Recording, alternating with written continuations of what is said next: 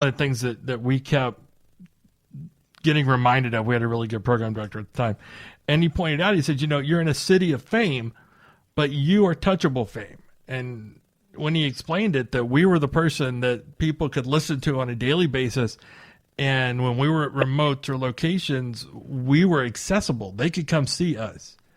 And Right. you have to remember that. And I really think from all the Ink Masters that I've met, that has been a common thread throughout is the accessibility. And while I'm at Absolutely. it, I want to tell everybody how I got this interview. Pay close attention. It's not because I'm famous. I picked up a phone. Yep. I called Old Line Tattoos. I was very nice to, I think it was Will that answered the phone. Yep. Boy, it's bad when I say that and it's the wrong name. Nope. Will answered the phone. I told him who I was, what I was doing, what my phone number was, and could Dave give me a call. That was it. Yep. Respect. That's how easy it is. Truth, all of that. That's all you have to do. You want an appointment, Yeah. just like anywhere else, call for it. It's funny too, is like something similar to that is like, I've been going through, and of course I've never been used to this my whole life, but for the past 2 weeks, everywhere me and my wife and my kids go, people want to stop and take pictures with me and stuff like that. And it's such a flattering thing, you know what I mean? I think and that's the same thing. Like you can tell, like a lot of times people are staring at you and they want to say something, but all you got to do is approach us, and we're just human beings, just like anybody else. You know what I mean? Like, I don't consider myself some superstar.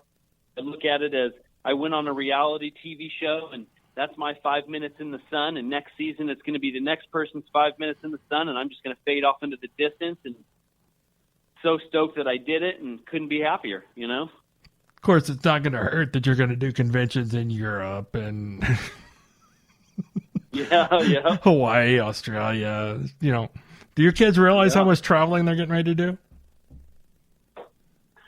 Yeah, dude, I'm stoked on that. Me and Kim have always wanted to travel, do more traveling, and see the world. You know what I mean? So now that opportunity is there, we're definitely going to take advantage of it over the next couple of years and go to some choice spots. We've the Kruseman family has decided to skip Christmas this year and go to Turks and Caicos for a couple weeks and enjoy ourselves in the sun, because we're going to have a couple feet of snow here. Yeah, have fun, man. I'll be jealous. If you need like a personal PR guy or whatever, just give me a call. I'll throw everything in pack and I'll Awesome. be right there for you. How about as we start wrapping this thing up, let's talk about the shop. Let's talk about the people you've got in the shop and who your up-and-comers are. Well, we own Old Line Tattoo inside the Valley Mall, Hagerstown, Maryland. We have got 5 different tattooers working there right now. They're all solid tattooers. They all are into their own style. We've got Jason Dorier, who does like pretty much strictly Japanese tattoos. He does traditional also. Max Lowe, that works there, is like an amazing upping and coming artist. Like he's probably going to be the next Ink Master in a couple years if he can ever grow the balls to go on TV. I mean, the kid's sick. I got Craig Brock from Atlanta, Georgia. Him and his family moved up here. He works for us. And then Maddie Brown, who is like a barnacle in the city of Hagerstown and just an amazing tattooer. He's been here forever. And then AJ Lingerfelt, who was working for Ami James, just moved here probably like 4 months ago. So he's the newest member of our team. We've got a solid tattoo shop, man. And then we've got Jake and Corinne do all of our body piercing. They only do high-end stuff. We don't sell any cheap garbage jewelry. So a lot of people will walk in and be like, oh, $80 for a navel piercing is expensive. But what they don't understand is they're getting a good quality piece of jewelry that costs us $60. You know what I mean? So It kind of goes with the same rule, doesn't it? Good tattoos aren't cheap. Cheap tattoos aren't good. Good piercings aren't cheap. Cheap piercings aren't good. 100%. So that is the truth. And I wish that more people could understand that, because, being where we are in the mall, we get people that come in every day and they're like, our shop minimum is $50. And like so many people freak out that a tattoo would cost $50. And it's like, man, God, wait till I tell you that there's only 2 tattoos available in here for $50 and it just goes up from there. You know what I mean? Well, I do that all the time, man. People are like, well, how much did that cost? How much did that cost? I can't tell you. And like, why? And I tell people all the time. I tell people this all the time. And I stick to this rule. It's like, people want to come in and bitch and complain about the price of tattoos. Well, how much is it going to be? I want to go find the cheapest person to get it. If you were getting breast implants, would you find the dude that was going to do it the cheapest, or would you get the good one? It's something that you have to wear forever. So do your research, spend the fucking money, and get a good tattoo. It's really not that difficult. I mean, there's plenty out there. It's not. And the 3 quickest, because simplest what's going rules. to happen 90% of the time, if you go get that cheap tattoo, are you going to save $100? Are you going to save $20? Sure. Only for a few months until you look down and you realize that your friend's tattoo looks 10 times better than yours. And now I got to dump twice as much money into this thing and get it fixed. And when you do that, it will never, ever look what it could have looked like. And you know, there's a secret to all of this. The secret to not getting a crappy tattoo that you can afford is multiple sessions. 100%. Nobody, you know, and not to mention, it feels a lot better to get tattooed for a least amount of time. You know what I mean? So. Well, and you know, you're dealing with your artist who's working a 8 to 10 hour day, and we've already talked about the whole hand cramping and tired and things like that. I've had artists say, you know, hey, it's been a long day, my hand's kind of hurting. Cool, let's pack it up and come back and do it in a couple of weeks, because I don't want my artist to not be at his best. No, and it's such a cool thing to look forward to. You know what I mean? I enjoy the process of like going to a tattoo shop and getting tattooed. I mean, I'm in the process right now of getting my whole entire back and the backs of my legs done by a guy named Brian Bruno in Richmond, Virginia, who does like a lot of Japanese tattoos, a lot of traditional tattoos.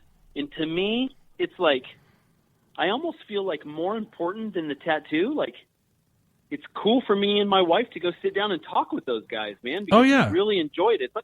It's like a social club. You know what I mean? It's like you said, man, the tattoo family is super, super deep, man. We all care about each other. Nobody rubs each other the wrong way. Like it's like the world's biggest club. It's pretty cool. It is, and I'm honored to be a part of it. Yeah, but awesome, you know what you got me thinking about now? It's that larger work you're getting done, and you go in for week 1 and you get just the outline done, and then for some reason and you think to yourself, I got to do this again. No, I'm usually more like, I got to wait 2 weeks. Come on, it looks healed. I don't want to wait I just get anxious. I'm like, I want to see it. I want to see it. I want to see it. I'm like a 3-year-old, man. Yeah, you want to know what the finished product's going to be like. Yes. Absolutely. And then when it's done, it's like, oh wow, this is so cool. Okay, I can put this next to it. Yeah, I've definitely become a wuss in my older years. I mean, I'm like an hour and a half in, I'm done. You know what I mean? I'm like 2 hours tops. Can't get tattooed for any longer than that on my back. I mean, I'm sure I could somewhere else on my body, but all those spots are already covered. So I feel like the only spots I have available to get tattooed are awful spots, you know? Well, I got talked into doing a story, and I'm almost through with it, and it's going to go out to... Join the Twisted Schwartz social circle now at facebook.com/Twisted Schwartz or on Twitter @Twisted Schwartz. But the story was, you know, one session, it was kind of an Ink Master sort of story. It was one session, knee to nuts, probably 5 inches, 6 inches wide. Yeah. In one. Did you say knee to nut? Well, yeah. That's so awesome. I'm using that one. Well, that's cool because I stole the plowing one. So we're. Yeah, that's awesome. But yeah, I gotta interrupt you and tell you a funny story real quick. Go for it. So there's a tattoo shop that's local to us. I won't mention any names. For some reason, the guy completely hates us. You know what I mean? He's never met me and my wife face to face. He just hates us. You're gonna have to tell me who this is afterwards. One day he decides to send us a box of T-shirts of his shop logo on it. Just randomly sends us. I mean, there's like 10 or 15 shirts in here, and I'm like, why would this guy send this to me? I guess he was trying to send a message to let me know that he was the boss or whatever. Well, I was just looking through all my merchandise the other day, and I think that I'm going to send him one of the T-shirts that says, "I'm plowing this donkey, you guys are just holding the tail." Because I feel like now that I've won this thing, the dude sure as hell has watched it. You know what I mean? Oh, yeah. Probably cursed the whole time. Yeah. Chris should have won that. Chris should have won that. Oh, my God. But, yeah, I got talked into doing this tattoo, and it's fully saturated, the whole 9 yards, right? We did the outline, and normally that would have been my time to stop, come back the next day. But no, I agreed for the sake of the story. We ended up using lidocaine, the desensitizer on it. Yeah. I will never do that again.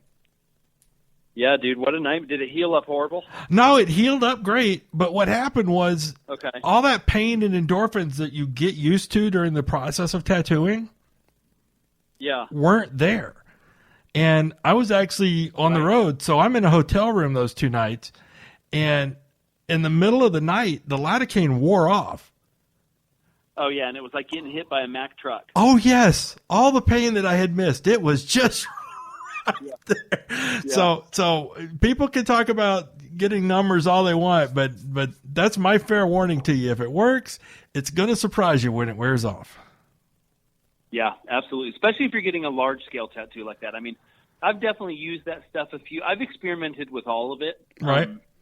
I remember the first time I ever tattooed my wife with that numbing stuff, and it was the only time she ever got tattooed with it. She hated it. You know what I mean? She was like, "I do not like watching you tattoo me, and I can't feel it."